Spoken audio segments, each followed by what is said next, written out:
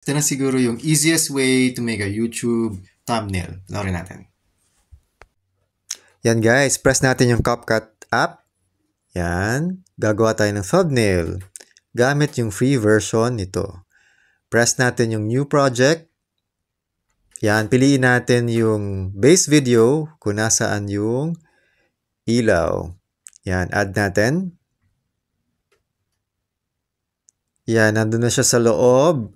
Piliin lang natin syempre yung magandang parts, yung pinakamagandang parts para sa ating thumbnail.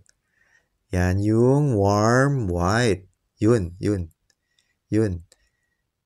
So, check natin. Ito na siguro yung best parts. Ito na yung magiging thumbnail photo natin. And then, cut natin banda dyan. Split. Split lang and then delete yung ibang parts. So, yan na siya. And then, export natin.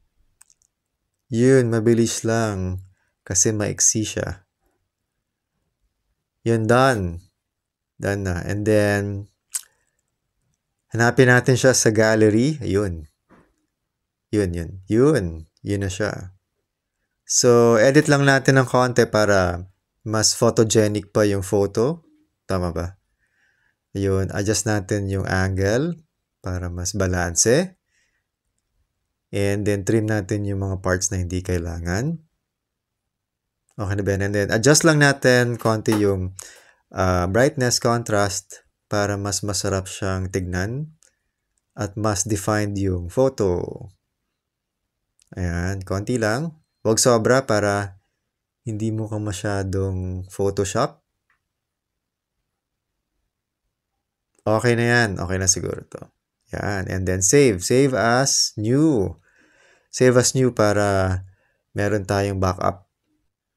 So, meron na tayong base photo. Ilalagay natin siya dapat kay CapCut. Yan. Gagawa natin ng new project. Yan. Press CapCut ulit. New project. Ayun na yung photo. Press natin yung bagong photo. Yan. Yan na siya. So, maikli lang yung yung timeline. Kasi kukunin lang natin to. I-export lang natin to as a photo. Yan. Lagyan na natin ng texts. Add text. LED. Type natin. Yun. Tapos lagay natin sa upper left corner. And then lagyan natin ng effects. Yun. Ang bagay na effects dito ay parang ilaw. So, yan. Parang pinkish red na neon. And then, copy natin. Yan. Yung next na texts ay ceiling light. Hindi masyado kita. So, babaguhin natin yung effects nito mamaya. Yan. Hindi masyado kita. So, lagyan natin dito. Lalagyan na natin ng ibang effects. Ang bagay dyan, medyo blue. Bluish white. Hindi pa rin masyado kita. So, try natin lagyan ng glow mamaya. Okay, copy natin si ceiling light. And then, Tagalog naman. Tagalog. Yan, type natin. Ay, bagay siya dyan. Bagay siya dyan sa lower left na black yung background. Yan. Tapos si LED, gagawin natin, copy natin, gagawin natin installation. Pero bagay ito na all caps. Yan, installation. Para alternate siya. LED installation, all caps. Ceiling light Tagalog, not all caps. Yan. Kaya lang, hindi usually kasya to. Sobrang haba. So, gamitin natin si Helvetica, yung favorite nating narrow na font. Helvetica. Pwede lang name ng band to. Tapos LED, lakihan na natin. Yan, para kitang-kita LED. Yan.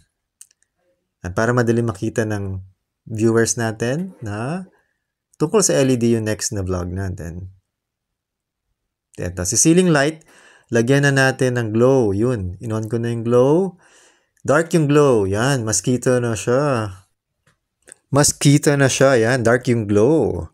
Ay, okay na to. Pwede na to. Ang ganda na.